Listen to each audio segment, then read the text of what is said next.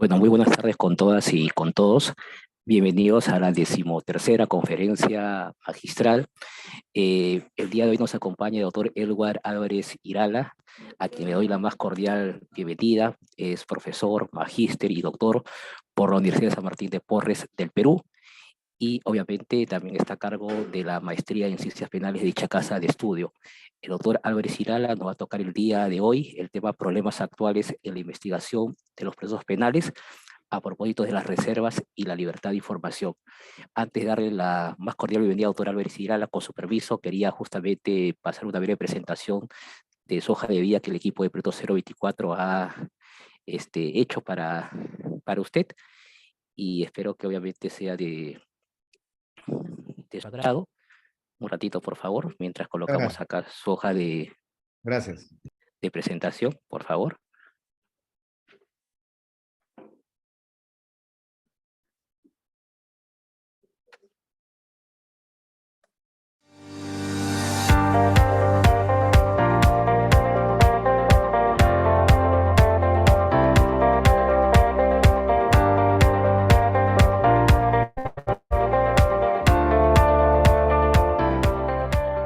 Muy buenas tardes, reciban los cordiales saludos del equipo de Proyecto 024, que, siguiendo con el ciclo de conferencias magistrales, tiene el agrado de darle la bienvenida a esta 23ª conferencia magistral, en la cual desarrollaremos el tema Problemas actuales en la investigación de los procesos penales, a propósito de las reservas y la libertad de información, la cual estará a cargo del doctor Edward Álvarez Irala, quien es abogado, magíster y doctor por la Universidad de San Martín de Porres. El doctor Álvarez es responsable académico y docente de la maestría en Ciencias Penales de la Universidad de San Martín de Porres. Además, es docente en la Academia de la Magistratura. También ha sido asesor en Ciencias Penales de la Comisión de Justicia y Derechos Humanos del Congreso de la República. No nos queda más que darle el agradecimiento respectivo al doctor Edward Álvarez Irala por su presencia el día de hoy y por acompañarnos con su importante tema, problemas actuales en la investigación de los procesos penales, a propósito de las reservas y la libertad de información.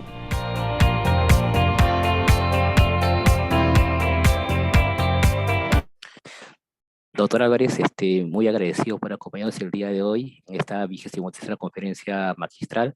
Quería darle también la bienvenida a todos los amigos que ya se vienen uniendo de Perú y de América Latina, que siempre nos acompañan en estas conferencias magistrales, y el escenario todo suyo, y tiene también usted el coanfitrión para poder pasar su diapositiva que sigue pertinente. Muchas gracias. Muy amable, profesor. Ante todo, tengan todos muy buenas tardes. Primero, mi agradecimiento, como siempre, a Proyecto Cero, ¿no?, por la invitación a participar en este espacio jurídico importante en el que se ha convertido, sobre todo difusión de conocimientos, ¿no es cierto?, en materia de las ciencias penales, ¿no? Y en esta oportunidad, para abordar un tema, considero de interés, pero también bastante problemático en los últimos tiempos, ¿no?, que tiene que ver con la reserva de la investigación, ¿no?, y la libertad de información. O sea, hasta qué punto esto, ¿no?, esta reserva de investigación en las investigaciones judiciales, en las investigaciones fiscales, perdón, vienen afectando, ¿no?, de una u otra manera el normal desarrollo de las investigaciones, y hasta qué punto terminan afectando también los derechos de las personas sometidas a una investigación. Entonces, miren ustedes, yo no sé, y es una pregunta que me la hago a raíz de ya de mis 30 años de ejercicio profesional y de docente universitario, y he visto cómo han pasado los años y la evolución del sistema de justicia, y uno se formula la pregunta, la interrogante, si el sistema de justicia ha mejorado, ha evolucionado, o todo lo contrario, ¿no? Definitivamente que esa pregunta es difícil de absolver, y creo que la mejor respuesta la podemos encontrar en la actuación de los actores del sistema, ¿no? Y justamente decía que la vamos a encontrar en los actores del sistema porque es a partir de la intervención de estos, ¿no?, del rol que cumplen, donde sabremos claramente si el papel que están cumpliendo, que tienen asignado, se cumple a cabalidad, si hay afectación o no de garantías, ¿no es cierto? Y esa es la razón de ser, ¿no?, de este tema que voy a desarrollar. Me voy a permitir iniciar mi intervención proyectando un video, ¿ok? Para ubicarnos en el tema. Entonces, vamos a pasar el siguiente video. Por favor, préstenle atención.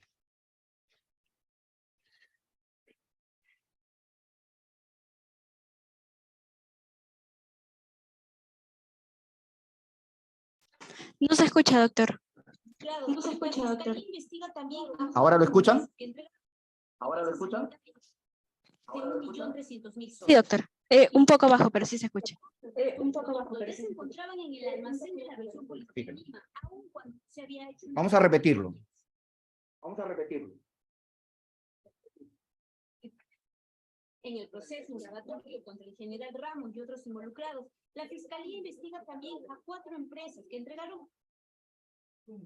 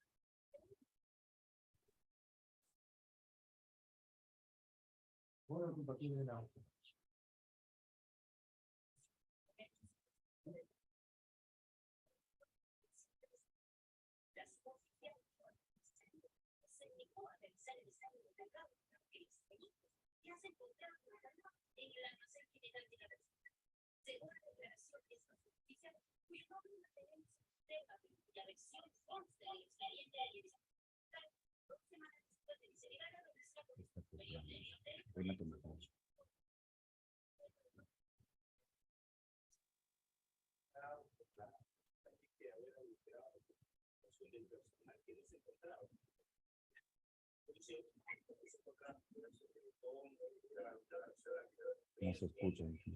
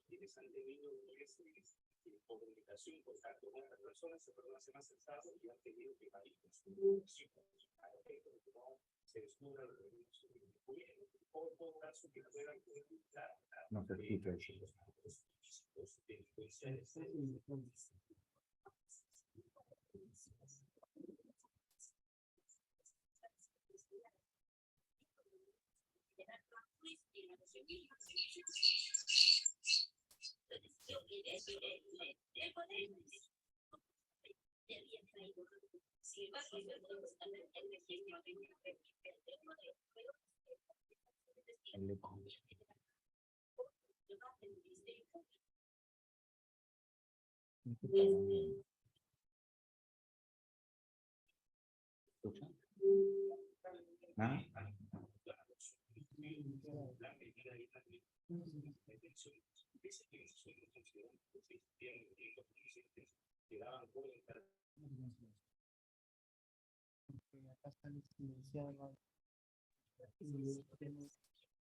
Para.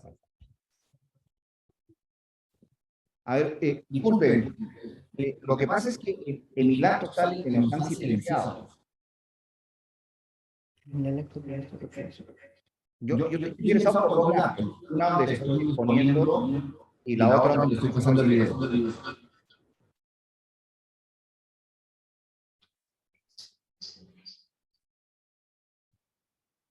No sé si me escucha. Sí, doctor, buenas tardes. Sí se le llega a escuchar. Usted como me dice de que en su otro laptop está silenciado. Sí, aparece como silenciado. A ver un momento. No sé si llegaron a escuchar algo. No, doctor, lo que pasa es que se escuchaba bien bajo el audio del video. Tal vez en su video se podría, o en su computadora, súbale el volumen. A ver, vamos a ver, ya, vamos a pasarlo.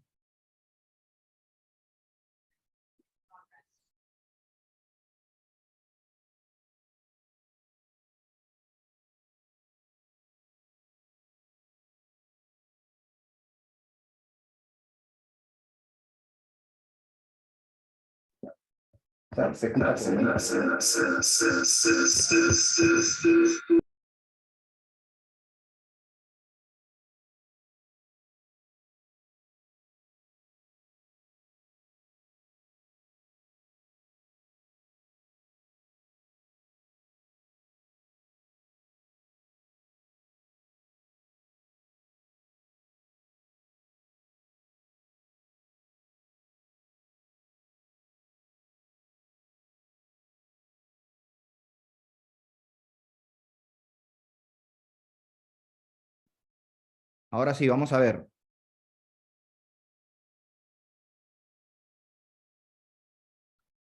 En el proceso indagatorio contra el general ¿Se Ramos escucha y mejor? los involucrados, la Ahora Fiscalía sí, doctor.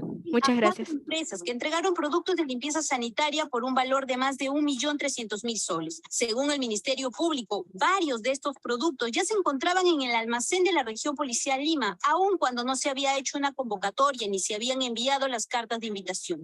La Fiscalía se pregunta, ¿cómo fue posible esto? Según un informe de la Región Policial Lima, estos productos fueron internados en sus almacenes entre el 13 de marzo y el 23 de abril del 2020. Es decir, antes de que la Región Policial, jefaturada por el entonces general Herbert Ramos, enviara las cartas de invitación a las empresas y antes de que fueran firmados los contratos. Este hecho fue confirmado por la encargada del área de estimación de productos de la Región Lima, quien señaló ante el Ministerio Público que el 16 de marzo del 2020, el mayor Juan Valderrama Alba, jefe de abastecimiento de la Región Lima, le entrega el expediente de contratación para que realice un estudio de mercado y determine el valor referencial de los productos. La suboficial dijo ante la Fiscalía que se negó a realizar el estudio de mercado porque los productos ya se encontraban internados en el almacén general de la Región Lima. Según la declaración de esta suboficial, cuyo nombre mantenemos en reserva, pero cuya versión consta en el expediente de la investigación fiscal, 2 semanas después de que se negara a realizar lo que su superior le había ordenado, fue cambiada por el propio general Herbert Ramos Ruiz a la comisaría de Chosica. Está dado por justamente haber adulterado, falsificado documentación del personal que no se encontraba en la ejecución policial, porque se encontraba era una persona con riesgo del COVID y se encontraba en su casa. O sea, no había forma que le haya firmado la documentación que apareció firmada. Según la tesis de la Fiscalía, cuando se inició la investigación, algunos funcionarios de la Región Policial Lima habrían intentado incluso regularizar la documentación de la licitación alterando documentos. Para ello, presentaron, por ejemplo, este informe de fecha 18 de marzo del 2020, donde se solicitaba la adquisición de botellas de agua para el personal policial. Según el Ministerio Público, este documento lleva la firma del suboficial Eric Heldres, encargado de los trámites de adquisición de la Región Policial Lima. Lo grave es que dicho suboficial fiscal ha admitido que no firmó dicho informe porque se encontraba en aislamiento tras haberse contagiado con COVID-19. El Ministerio Público investiga ahora quién suplantó la firma. Hay testimonios que señalan que estas autoridades se han acercado a estas personas intentando que ellos cambien de versión referente a este caso.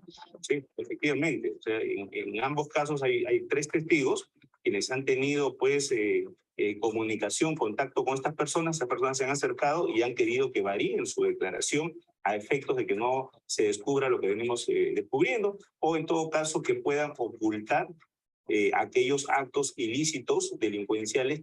Cuando el fiscal Manuel Guamán solicitó el cuaderno de visitas para corroborar si los representantes de las empresas que están siendo investigadas mantuvieron reuniones con el general Ramos Ruiz en la región Lima, se llevó una gran sorpresa. Recibió en estas condiciones el cuaderno de visitas. Supuestamente le había caído agua. Sin embargo, se pudo rescatar el registro de una reunión entre uno de los proveedores que hoy está siendo investigado y el general Ramos. Otra interrogante del Ministerio Público es: ¿para qué se reuniría un proveedor con el ex jefe de la región Lima? Lamentablemente, el juzgado solo nos dio la medida de allanamiento, más no la detención, pese a que nosotros consideramos que sí existían elementos suficientes que daban cuenta de una obstaculización de la acción que venía realizando el doctor Guamán. El pedido de prisión preventiva que solicitó la Fiscalía para el general Ramos y los 21 investigados fue denegado por el juez Manuel Chullo Zabaleta. Según la Fiscalía, en los allanamientos que se realizaron el pasado 23 de diciembre, se encontró documentación importante que confirmaría las irregularidades en este proceso de licitación.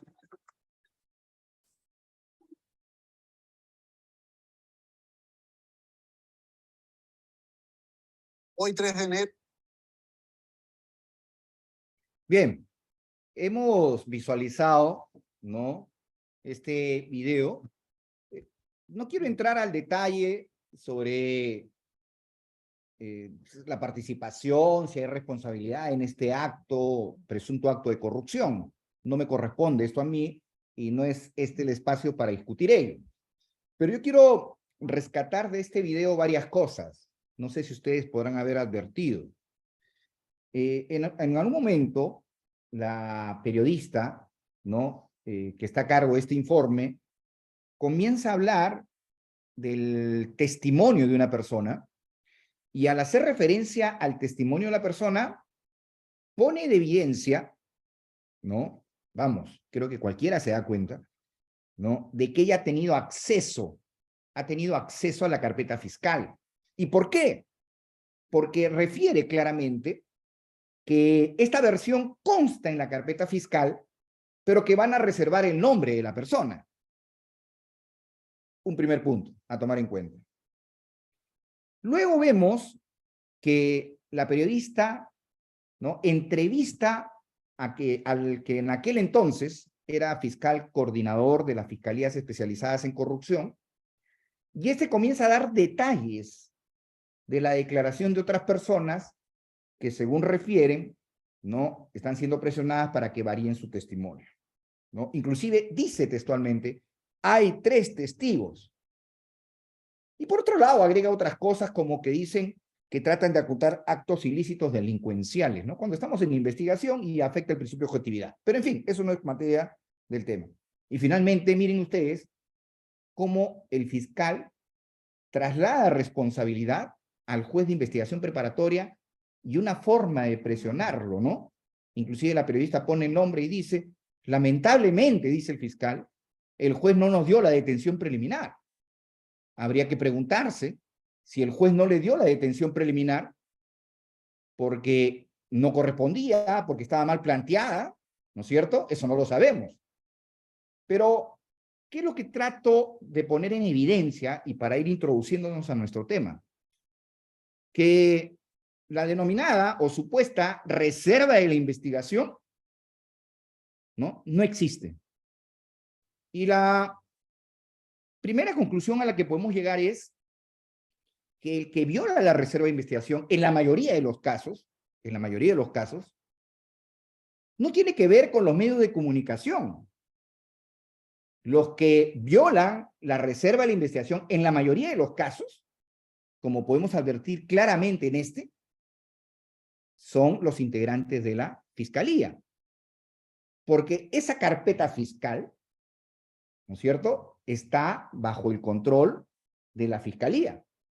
Y no creo que ningún abogado vaya a entregar información del caso que vaya a perjudicar a su patrocinado. Entonces, miren ustedes cómo el propio fiscal es el que termina afectando la reserva de la investigación. Para entrar al detalle, empecemos haciendo una revisión de cuál es la regulación normativa, ¿no?, en nuestro país sobre la reserva de la investigación. Para empezar, partamos por la Constitución, que reconoce el principio de publicidad, salvo las excepciones, ¿no es cierto? Y justamente en esa línea, si nos referimos todavía al Código de Procedimientos Penales del 39, que aún sigue vigente en los juzgados y salas liquidadoras, reconocía la reserva de la instrucción, ¿no?, haciendo una equiparación, en su artículo 73, y hablaba justamente que la instrucción era reservada.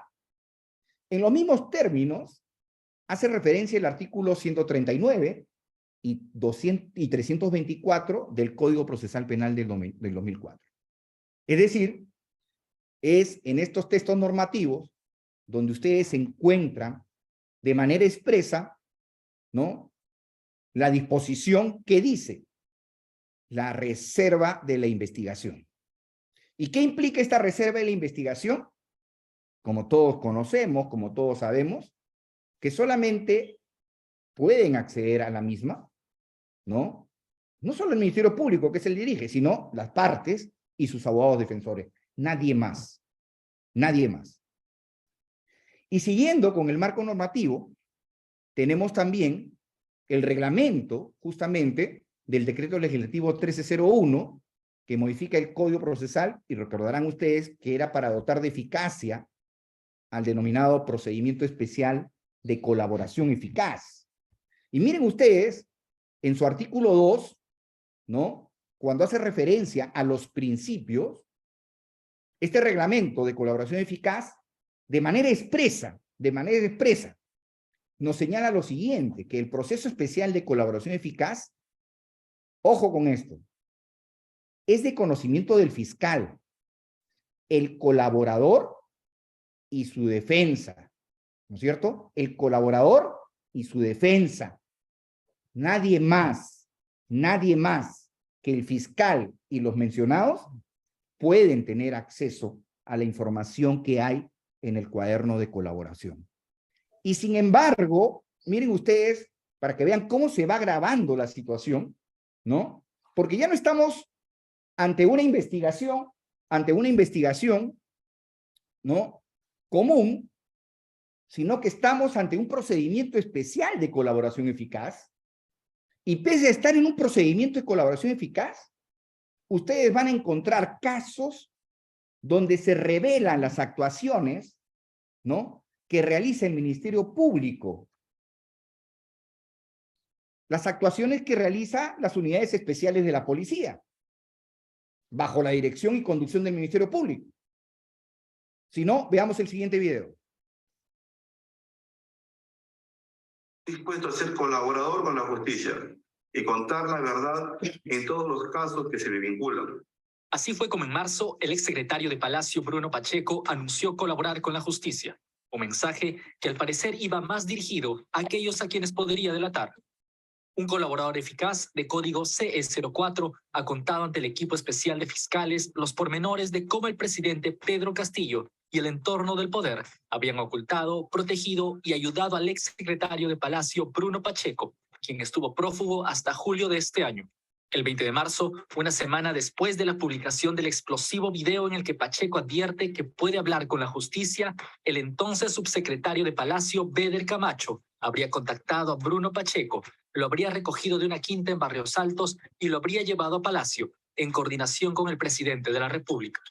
Según el colaborador eficaz CE04, Beder Camacho coordinó con el general PNP Willy Bueno, jefe de la Casa Militar, del despacho presidencial, para que apaguen las cámaras de seguridad, ello por orden del presidente de la República.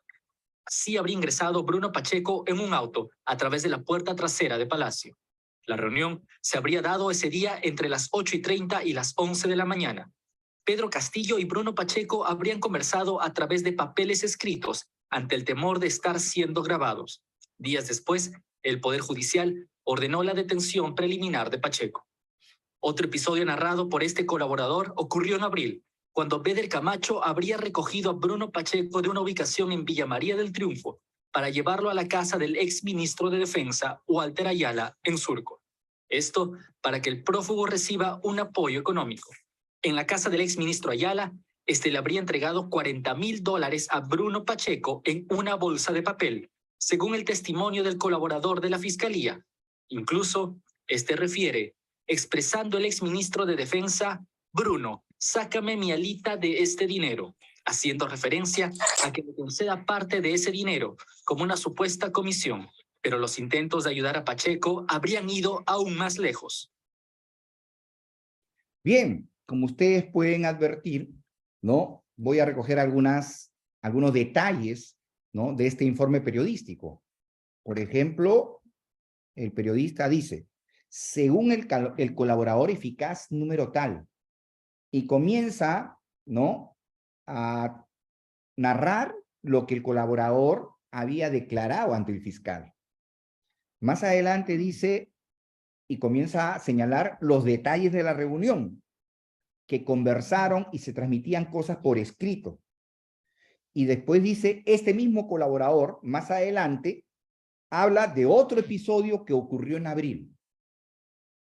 Miren ustedes, ya no estamos ante la regulación del Código Procesal Penal, del Código de Procedimientos, si quieren, que dice la instrucción, la investigación es reservada.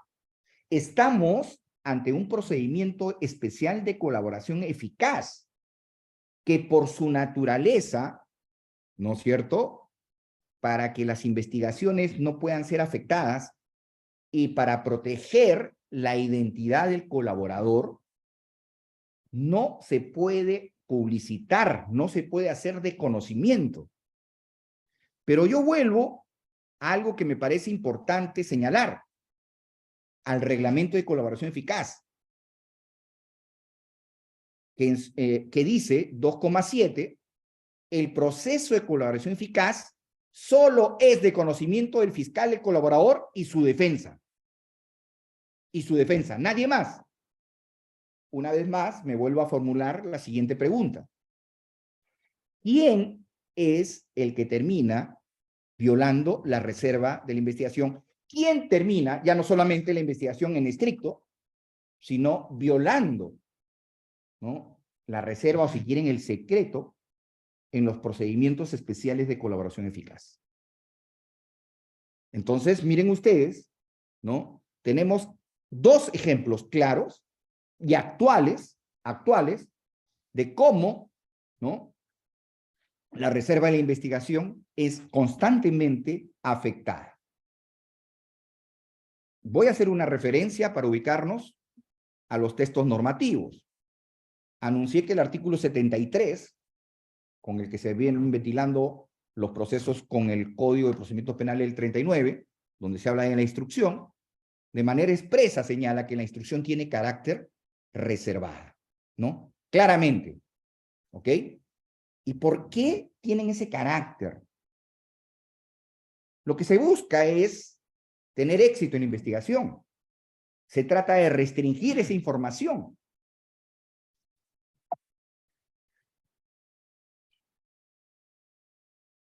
En el Código Procesal Penal, el artículo 139 claramente señala lo siguiente. Prohibición. Miren, prohibición de la publicación de las actuaciones procesales. ¿Y qué es lo que nos dice el legislador del 2004? Está prohibido la publicación de las actuaciones realizadas que se está desarrollando en la investigación preparatoria o en la etapa intermedia. Está prohibida la publicación de la generalidad de ley y de imágenes, inclusive de testigos, víctimas o menores de edad. Pero fundamentalmente, el 139,1, que claramente nos dejen claro que todo aquello que se realice durante la fase de investigación, en sus dos subfases, preliminares y formalizadas, ¿no?, tiene carácter de reservado. Su publicación está prohibida. Eso es lo que nos dice de manera clara. Es más, agrega, ¿qué es lo que va a suceder si se establece quién divulgó esta información? ¿Quién violó esta reserva? El propio artículo 139 nos establece que cuando los sujetos procesales y demás participantes en las actuaciones infrinjan esta prohibición, el fiscal o el juez, según sea el caso, están facultados a imponer una multa y ordenar, de ser posible, el cese de la publicación indebida. Rige lo pertinente supletoriamente el Código Procesal Civil. Pero miren, esta norma me parece a mí insuficiente, porque lo que está señalando claramente es que son ajenos, ¿no?, a la sanción, en este caso a una multa, el fiscal y el juez. En otras palabras, nos están dando a entender que quienes estarían afectando la reserva de la investigación y a quienes hay que multarlos, tendrían que ser aquel personal que trabaje en la fiscalía, el asistente administrativo, el asistente de función fiscal, ¿no es cierto?, o los abogados. Porque acá dice que quienes están facultados a imponer la multa es el fiscal o el juez. Pero ustedes acaban de ver un video donde quien está divulgando información sobre una investigación, en el primer video, es un fiscal. Es un fiscal. La pregunta es, ¿podemos aplicarle la multa? Entonces, miren ustedes las situaciones que se presentan. En esta misma línea, el artículo 324 del Estatuto Procesal nos dice que la investigación, de manera clara, es reservada, ¿no? Solo pueden enterarse las partes, nadie más, nadie más. ¿Y por qué es importante la reserva de la investigación? ¿Por qué se ha establecido la reserva de la investigación? Por dos cosas que son importantes. Por un lado, ciertamente, como dice el profesor San Martín, ¿no?, en su texto de Derecho Procesal Penal, sus lecciones, ¿no?, el profesor San Martín y magistrado supremo, dice que la finalidad de esta reserva, por un lado, busca garantizar el éxito de la investigación. Por supuesto, porque el fiscal que lleva adelante la investigación comienza a practicar actos de investigación y no se pueden hacer público. ¿Por qué? Porque podría dificultar la identificación, la participación o recabar fuentes de prueba. Pero por otro lado también es importantísimo tener en cuenta algo de lo cual olvidamos y que ustedes han visto en los dos videos. Miren, yo no quiero hacer referencia, y este es un espacio académico, ¿no? Ojo, este es un espacio académico, a quienes están siendo investigados. Yo estoy utilizando los videos como ejemplo. Por favor, quiero dejar en claro, no asumo ni tomo partido por tal o cual persona, sino trato de ser un análisis desde el punto de vista académico y, por supuesto, siendo bastante objetivo. Entonces, les decía que garantizar, evitar las comunicaciones que puedan provocar, como ha sucedido ya en otros casos, la fuga de los investigados, porque la información se comienza a divulgar. Si no, ¿cómo creen ustedes que fugó el exministro de Transportes? Porque ya toda esta información comenzó a divulgarse. Pero también, no se olviden que cuando hablamos de la presunción de inocencia, ¿no?, también tiene un efecto. ¿Por qué? Porque definitivamente, al tú divulgar información y que esto se haga público a través de los medios de comunicación, los juicios paralelos que se forman comienzan a afectar la presunción de inocencia. Y tengan presente, y aquí no estamos culpando a los medios de comunicación, La responsabilidad es de aquel que filtra, no del medio de comunicación, que en ejercicio del derecho de la libertad de información, que es un derecho constitucional, que es un derecho humano, ellos propalan la información. Creo que Exxon Reupo ha levantado la mano. Sí, Exxon. Doctor, buenas noches. Sí. ¿Qué tal, doctor? Agradecer por la excelente ponencia. Doctor, en los supuestos, por ejemplo, cuando se divulga un acto procesal, pero se tapa los nombres, la dirección, pero el contexto de los hechos queda libre y ya uno se deduce que tal persona está siendo investigada, también viola la reserva de la investigación. Y la siguiente pregunta, doctor, cuando habla acerca de la investigación preparatoria, ¿también se refiere a investigación preliminar?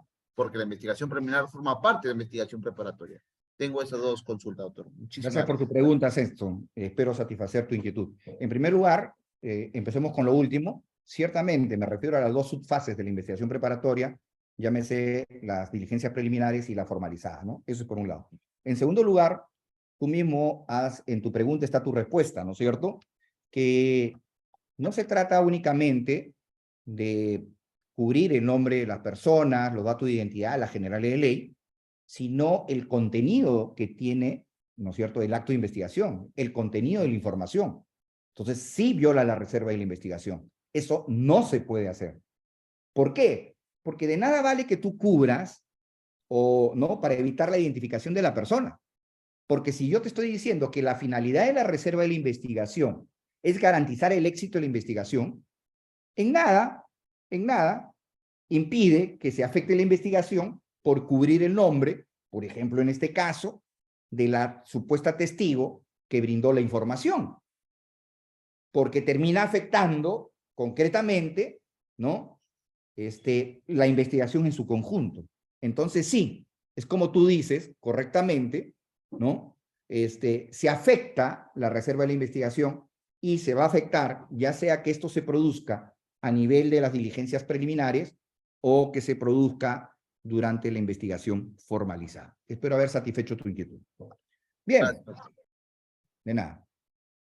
Entonces, lo que se busca con la reserva de la investigación es eso. Por eso le decía, éxito de la investigación, pero no olvidemos algo que es importantísimo: la presunción de inocencia.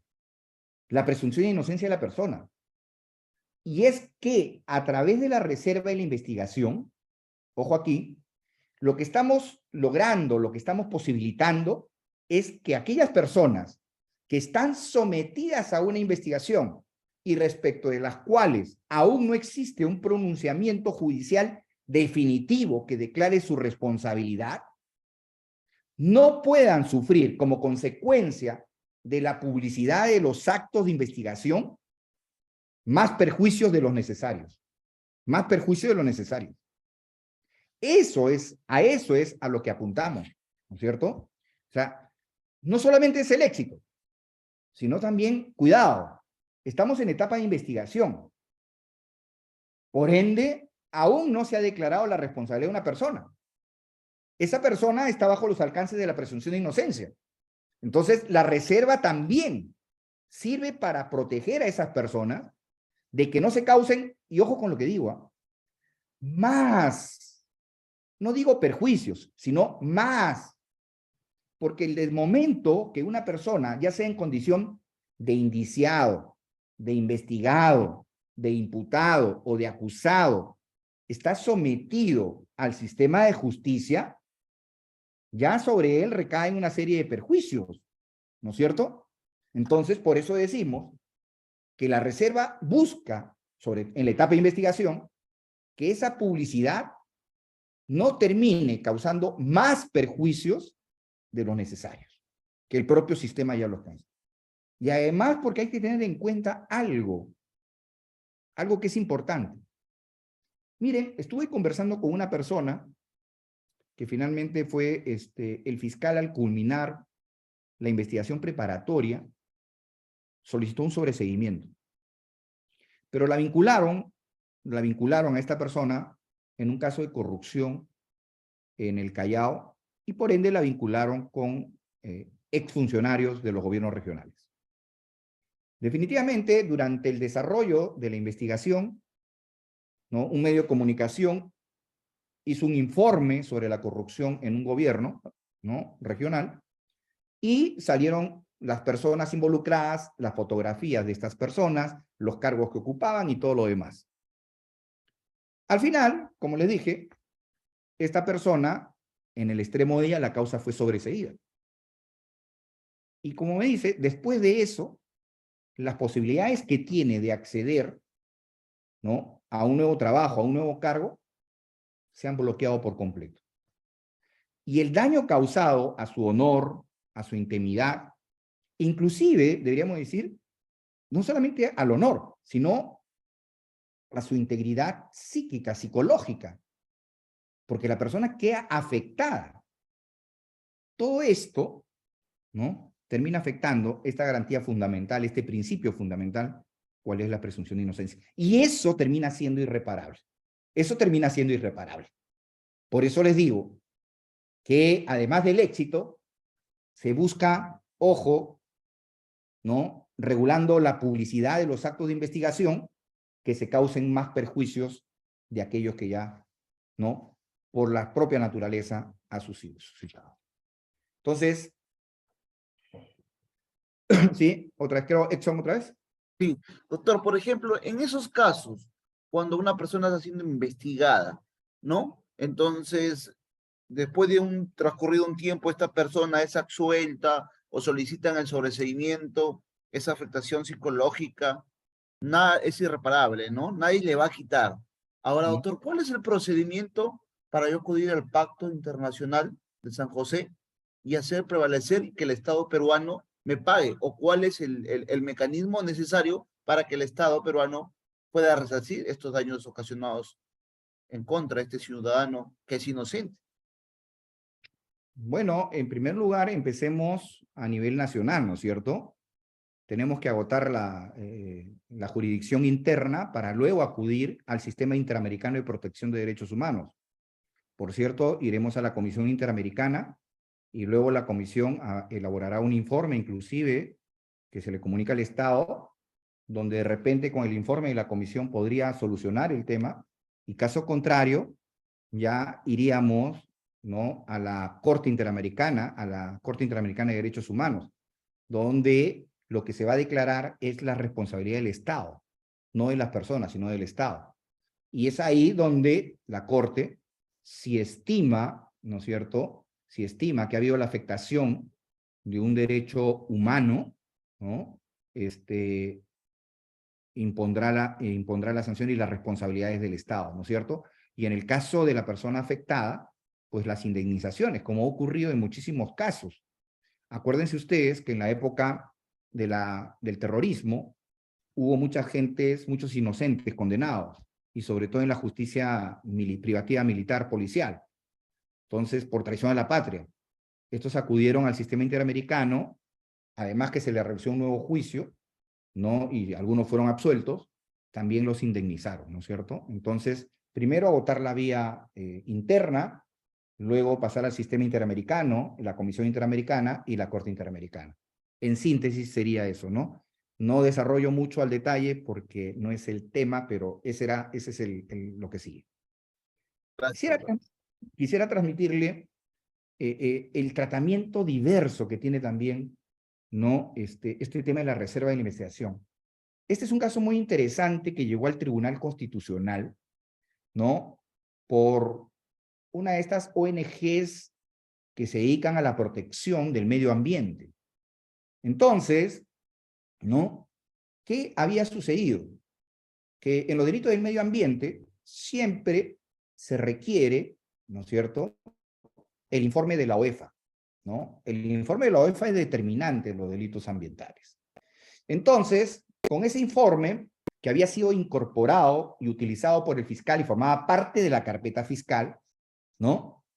Este organismo no gubernamental dedicado a la protección del medio ambiente, por acceso a la información pública, solicitó el informe de la OEFA. Obvio, no se lo solicitó al fiscal, sino se lo solicitó a la OEFA.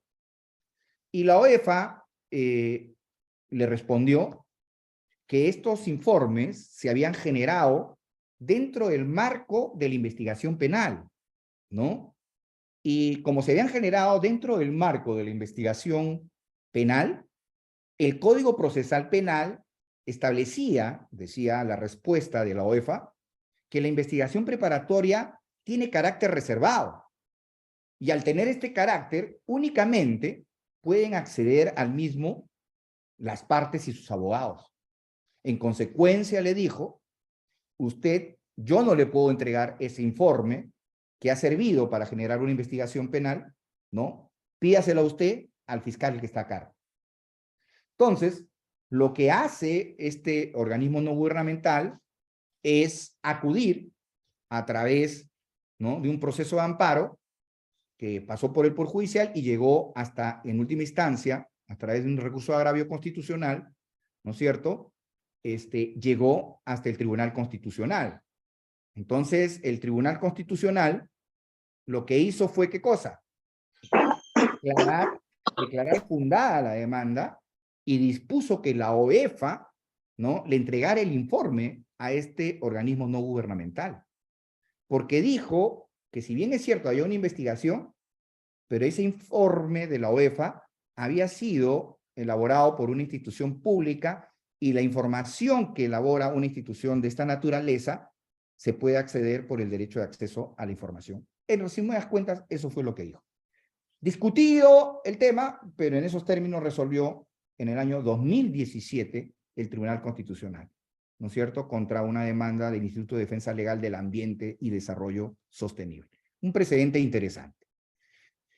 Bueno, y la reserva de investigación conlleva, pues, que el conocimiento de la misma solo se debe mantener dentro de la esfera particular de aquellos sujetos procesales con exclusión de todos los demás, ¿cierto? Miren ustedes, vamos a hacer un poco la revisión de algunos códigos de la región, como el Código Ecuatoriano. El Código Ecuatoriano también tiene una disposición que reza en los siguientes términos. En su artículo 584 señala que la reserva de la investigación, las actuaciones de la Fiscalía o del juzgador, del personal del Sistema Especializado Integral de Investigación, miren ustedes, qué completo es el artículo. Medicina legal y ciencias forenses, la Policía Nacional y otras instituciones que intervienen en la investigación previa, se mantendrá en reserva sin perjuicio del derecho de la víctima y de las personas a las cuales se investiga y sus abogados a tener acceso inmediato. Es decir, al igual que lo establece nuestro Código Procesal también, garantiza la reserva de la investigación, ¿no?, facultando únicamente a las partes y sus abogados a poder acceder a él. Pero el desarrollo del Código Ecuatoriano es bastante interesante, ¿no?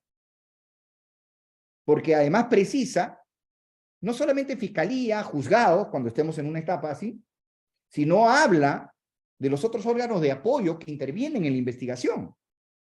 Aquí, en el caso peruano, hablaríamos de medicina legal, la Policía Nacional y cualquier otra institución.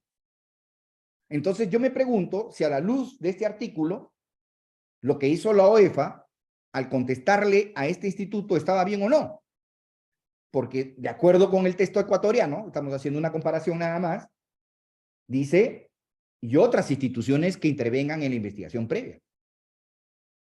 Y es que, ojo, la OEFA, para emitir ese informe, hace una indagación, recaba información, verifica. Entonces está haciendo una indagación previa.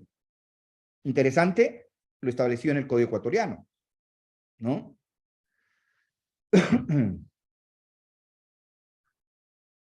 Y miren ustedes, es más claro aquí en este artículo 180, cuando dice, ¿no?, la persona que difunda la información de circulación restringida será sancionada con pena privativa de libertad de 1 a 3 años. Esa información de circulación restringida, la que está protegida expresamente en una cláusula de reserva de ley, la información producida por la Fiscalía en el marco de una investigación. O sea, miren ustedes que la legislación ecuatoriana es mucho más dura, ¿no? Porque no solamente dice, habla de multa, como hace en el Código Procesal Penal peruano, sino que inclusive habla, ojo aquí, de una sanción penal.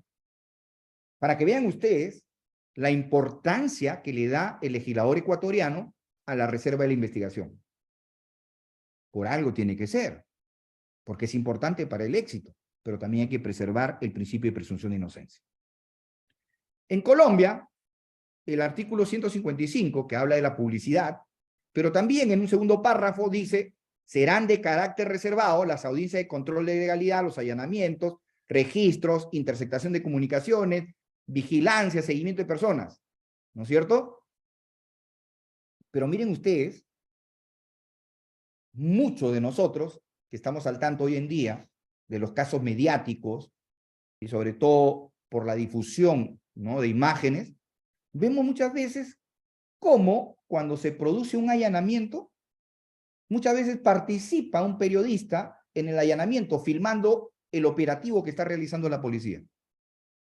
Y se propala todo eso en los medios.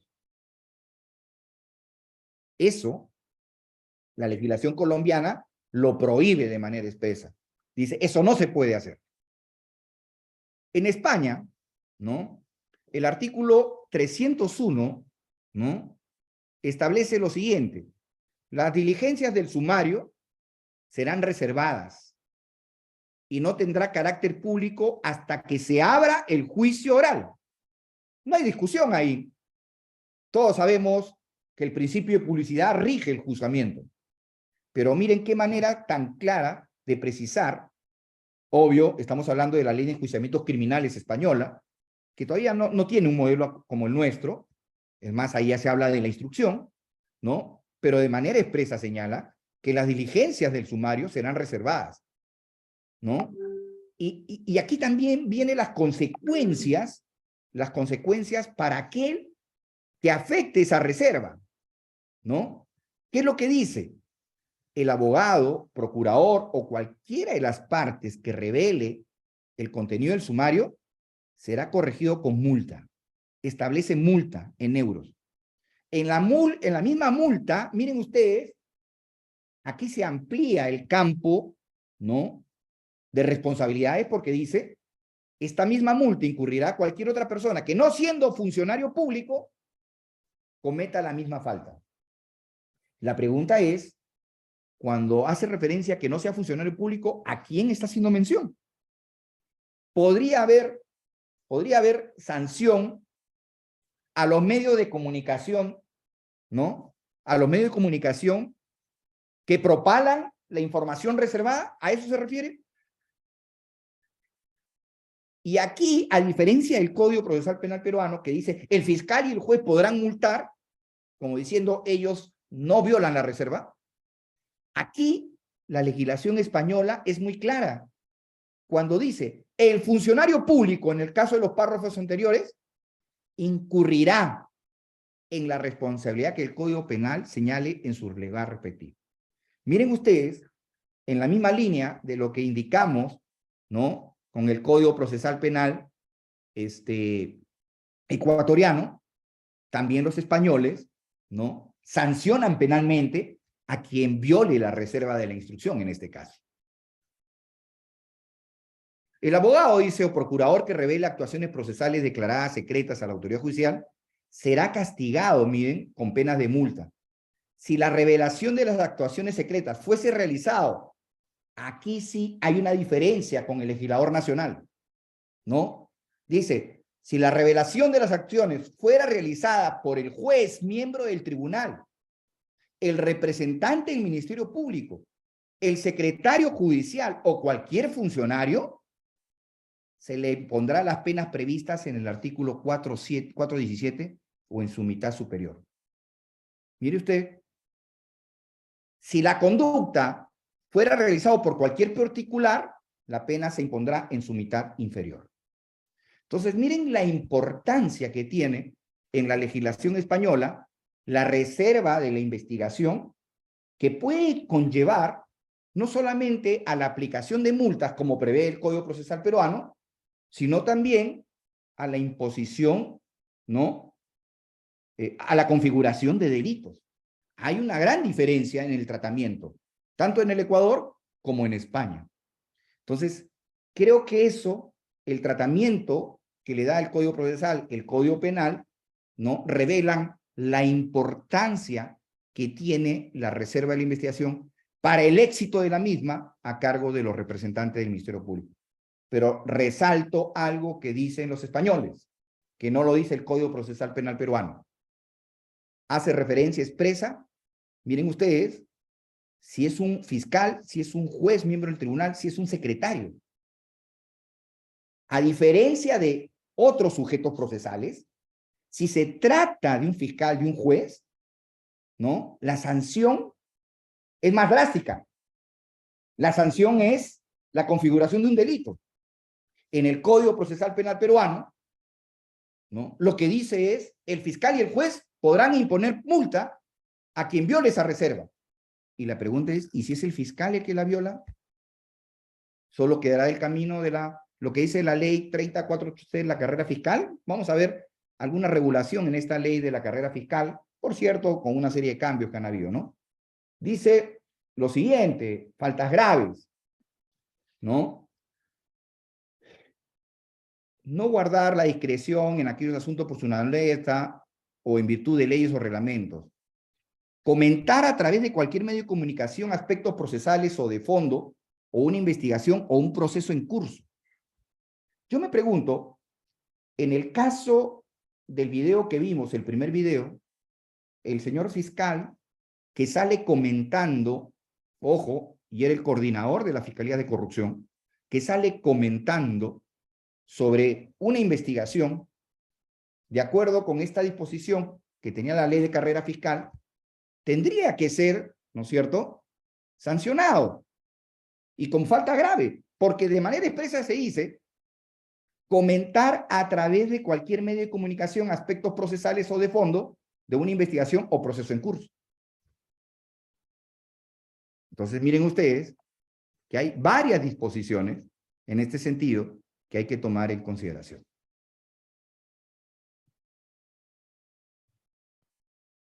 Y vamos entrando cómo esta situación ha llevado a que justamente recientemente se haya resuelto en el Poder Judicial, ¿no?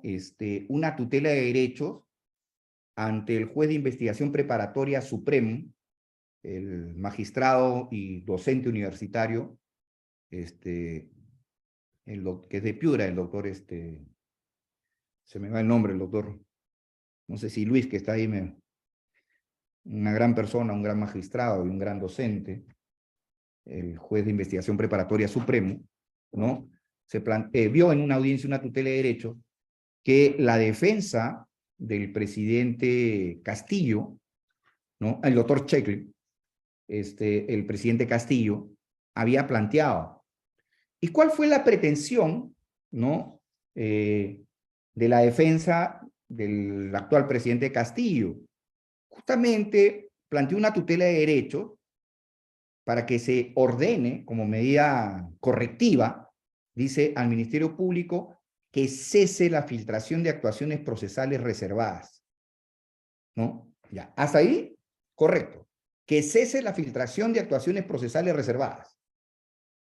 Y justamente tiene que ver con uno de estos videos, concretamente con el segundo que hemos visualizado y otros videos más que se propagan en los medios de comunicación, ¿no es cierto? Entonces él planteó la tutela para que cese. Pero agregó en su tutela cuya responsabilidad recae en la fiscal de la Nación.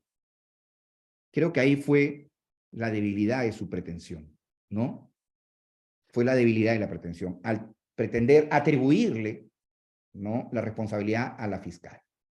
Entonces, y él en esta misma línea, ¿no?, invocó el artículo 139 del Código Procesal Penal, que establece claramente la prohibición de la publicación de las actuaciones procesales.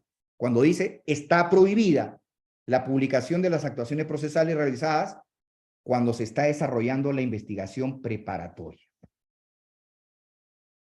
¿Qué más agregó la defensa? El 324. La investigación tiene carácter reservado. Solo podrán enterarse las partes y sus abogados. ¿No es cierto? ¿Y qué es lo que resolvió? el juzgado de investigación preparatoria, ¿no? A cargo del magistrado Juan Carlos Checle Isora. El magistrado desarrolló los siguientes argumentos. Y miren, queda claro que el juez no dice que no haya afectación a la reserva de la investigación. Les voy adelantando lo que dice. Por eso le decía que la debilidad de la pretensión estuvo en atribuirle responsabilidad a la Fiscalía de la Nación. ¿Qué dice? Existe una obligación a cargo del Ministerio Público en general y de la Fiscalía de la Nación en específico de garantizar la reserva de las investigaciones preparatorias. Sin embargo, dice, conforme al análisis realizado, no se presenta elemento probatorio ni se ha observado que haya sido la fiscal de la Nación la que lo haya filtrado. Entonces, miren ustedes, el juez reconoce la necesidad, ¿no?, de no afectar la reserva de la investigación por el Ministerio Público.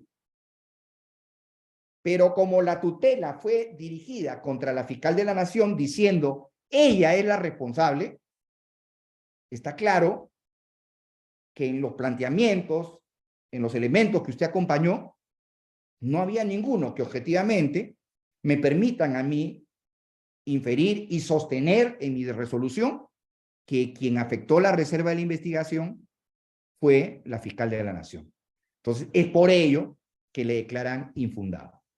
Entiendo que está apelada esta resolución y que aún no hay fecha, no se ha visto en la Sala Penal Permanente de la Corte Suprema, ¿no? Pero además, hay otros datos interesantes que extraer de esta resolución del magistrado Checle, ¿no? ¿Qué es lo que dice? La información que habría sido propalada en notas periodísticas, escritas o en programas televisivos, puesto que, como se ha indicado en la carpeta 222-2001, no se ha identificado a colaborador eficaz alguno en la declaración que ha brindado el investigado Pacheco Castillo ante la Fiscalía. No se dan los datos que se han difundido en la prensa y la información remitida por el equipo especial contra la corrupción fue remitida con posterioridad a las publicaciones realizadas. En otras palabras, sí hay afectación de la reserva de investigación, pero no es responsabilidad ni de la Fiscalía de la Nación, y con esto último respecto al colaborador de la Fiscalía. Y por eso es que el juez no señala. ¿Qué es lo que dice? Cabe señalar que si bien se observa que las declaraciones filtradas se habrían brindado en un proceso especial de colaboración eficaz, el cual no se encuentra a cargo de la fiscal de la Nación, ni sujeto a la competencia de este Juzgado Supremo de Investigación, no resulta posible ingresar a su evaluación vía tutela de derechos planteada. Consecuencia, ¿no?, infundada. Pero sin dejar de reconocer, repito, sin dejar de reconocer el magistrado, en el fundamento 7.26, lo siguiente, vuelvo a repetir, existe una obligación a cargo del Ministerio Público en general y de la Fiscalía de la Nación en específico de garantizar la reserva de las investigaciones preparatorias. O sea, está clarísimo que la reserva, sí o sí, es una obligación que debe preservar el Ministerio Público. Otra cosa es cómo se planteó esta, ¿no es cierto? Interesante esta decisión del magistrado, ¿no?, Checle. Bien. ¿Y por qué decíamos, por un lado, que se afecta el éxito de la investigación o el normal desarrollo de esta, ¿no es cierto? Porque podría permitir, tanta información se divulga, lo que dice un colaborador, lo que dice un testigo protegido, ¿no?, que de repente los presuntos implicados escuchan eso ser difundido a través de los medios y lo que hacen es fugar. Ya pusimos el ejemplo del ministro de Transporte. Entonces, por eso decía que también la reserva busca eso, preservar eso, ¿no es cierto? Pero también indicamos, y ahora sí voy al punto que me parece interesante, hablar de la reserva de la presunción de inocencia, ¿no es cierto? La presunción de inocencia. Y quiero empezar señalando algo que me parece muy interesante, que hay que tener presente, ¿no? Que cuando hablamos de la presunción de inocencia, nosotros siempre identificamos esta con su vertiente procesal. ¿A qué me refiero cuando digo su vertiente procesal? Obvio, cuando una persona está comprendida en una investigación, cuando está en un proceso judicial, ¿no es cierto? Esa es la vertiente procesal. Pero ya hay pronunciamientos, ¿no? Ya hay pronunciamientos, sobre todo en el Tribunal Europeo de Derechos Humanos, que hablan de una vertiente extraprocesal. ¿Y a qué se refieren cuando hablan de una vertiente extraprocesal de la presunción de inocencia? O lo que también se conoce como una presunción de inocencia impropia. No es otra cosa más que la consecuencia, ojo aquí, ¿no?, de la afirmación de que toda persona, toda, cualquiera que sea, tiene derecho a ser tratada como inocente. Pero, ojo aquí, este trato no es exclusivo de los órganos del Estado. No, no es solamente de los órganos del Estado, sino de toda la sociedad en su conjunto, ¿no? Los ciudadanos y dentro de ello, incluidos los medios de comunicación. Esa es la clave de la presunción de inocencia impropia. ¿Y por qué digo esto? Porque justamente, si tú divulgas información de una investigación y donde, obvio, los medios de comunicación, en el ejercicio de la libertad de información, lo que hacen, como dice el Tribunal Constitucional, y aquí quiero marcar, recordando lo que el Tribunal Constitucional ya desde hace años y de manera sostenida lo ha venido diciendo desde el 98 para adelante, cuando hace una diferenciación entre lo que es la libertad de expresión y la libertad de información, ¿no es cierto? El tribunal manifestó en aquel entonces que la libertad de expresión lo que permite es expresar nuestros pensamientos, ¿no es cierto?, nuestras ideas y opiniones. Mientras que la libertad de información tiene que ver con el derecho de información a conocer sobre los hechos, ¿no es cierto? Es decir, lo que se transmite en un caso, entonces tenemos, por un lado, la idea, expresión, y por otro lado, la noticia, el dato. Entonces, lo que hacen los medios de comunicación en su libertad de información es eso, el hecho, la noticia, el dato. Pero además de eso, y como ya lo ha sostenido también el propio, en muchas ocasiones los mensajes se combinan difusión de datos y opiniones. Y es que van formando una corriente de opinión donde comienzan, ¿no?, dependiendo hacia qué extremo se vayan, ¿no?, apuntan en dirección a declarar responsable a una persona antes que el Poder Judicial ha declarado como tal, ¿no? Antes que el Poder Judicial haya declarado como tal, un juez, un colegiado. Entonces, eso termina, pues, causando un perjuicio, ¿no? Entonces, la filtración de información, ¿no?, a través de los medios de comunicación, termina afectando muchas veces la presunción de inocencia. ¿Qué nos dice la Corte Interamericana de Derechos Humanos en el caso Pollo Rivera y otros versus el Perú? Dicen: el derecho a la presunción exige que el Estado, resalto esto, no condene informalmente a una persona o emita juicio ante la sociedad, contribuyendo así a formar una opinión pública mientras no se acredite su responsabilidad penal conforme a ley. Por ello, ese derecho ser violado tanto por los jueces a cargo del proceso como por otras autoridades públicas, llámese policía, llámese fiscales, ¿no?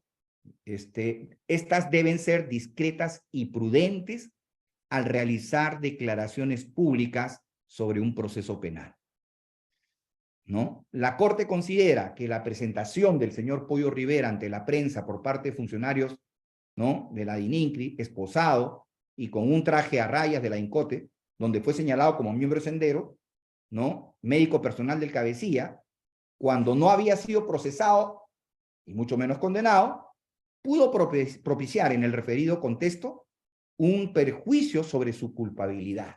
¿Se dan cuenta? Ese es el efecto que tiene cuando se divulga información reservada sin que haya ni siquiera un juicio en ciernes. Lleva a que si los medios la propalan, y esto forma una línea de opinión en contra de esa persona y termine siendo declarada como responsable antes de tiempo.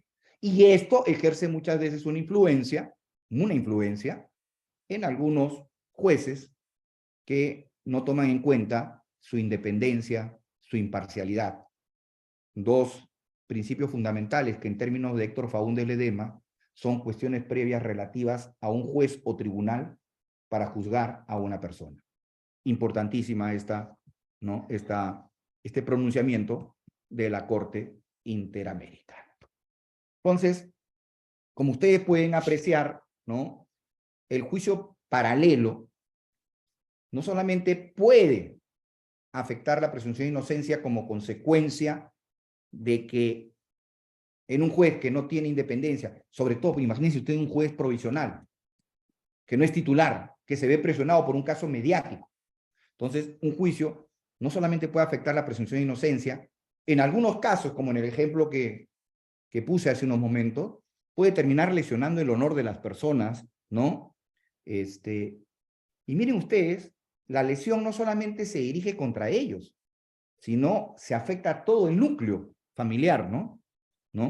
Entonces, miren ustedes, es importante, desde aquí, para ir cerrando mi intervención, es importante tener en cuenta lo que establece la legislación procesal penal peruana sobre la reserva de la investigación, pero más que su regulación, creo que la importancia está en que esta disposición legal se cumpla, se acate. Tengan presente que no solamente tiene que ver con el éxito de la investigación, sino también con la presunción de inocencia de las personas. Muchísimas gracias por su atención, quedo a su disposición. Sí, Edson.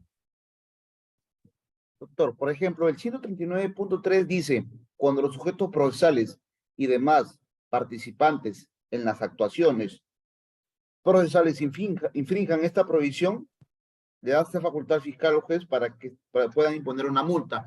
En el hipotético caso, doctor, de que un efectivo salga por los medios de comunicación a decir ha sido capturado el líder de una organización criminal, tal. En este caso, doctor, tanto el fiscal como el juez le pueden imponer una multa, pero uno puede acudir, por ejemplo, a la inspectoría para que esta persona o este efectivo sea investigado y sancionado disciplinariamente. Esa es la primera pregunta. Mire, en primer lugar, no conozco, no sé si habrá, si ustedes conocerán, no conozco de ningún caso donde se haya materializado esta sanción. No conozco.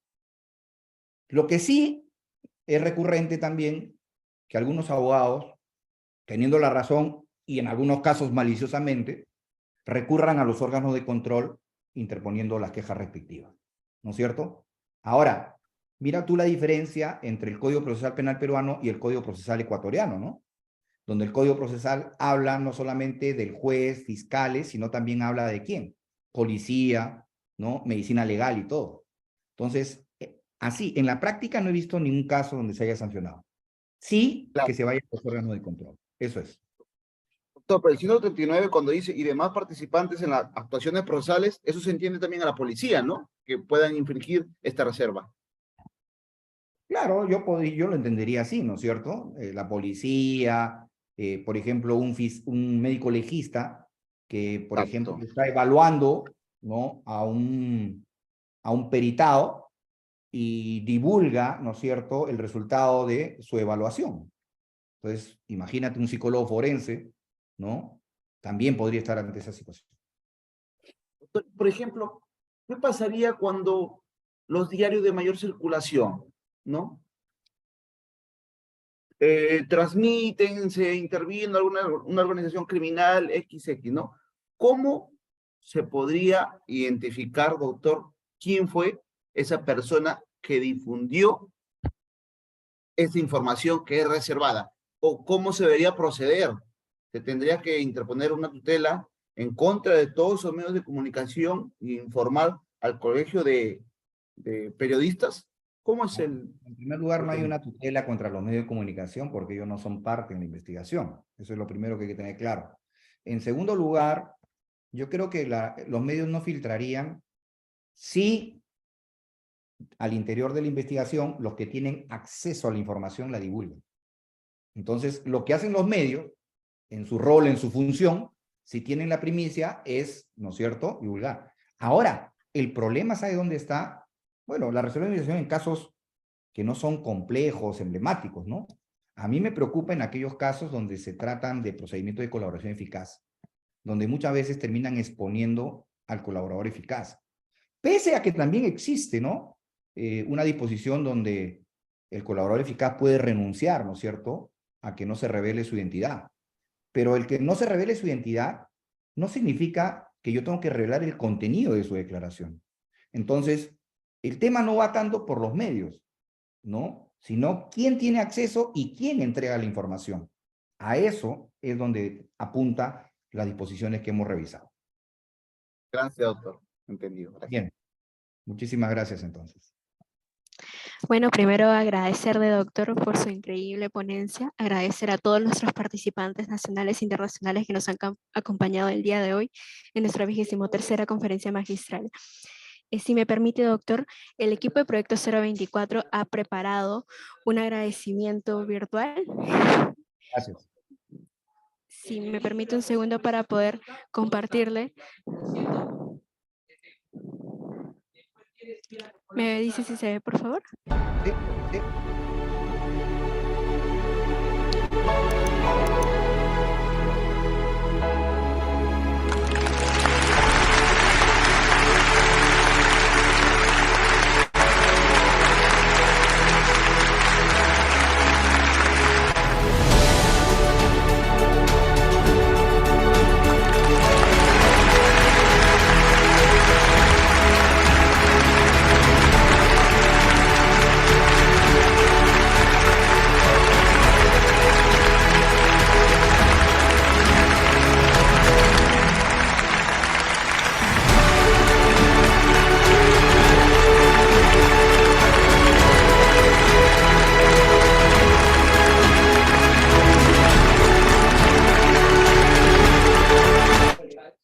Muchísimas gracias.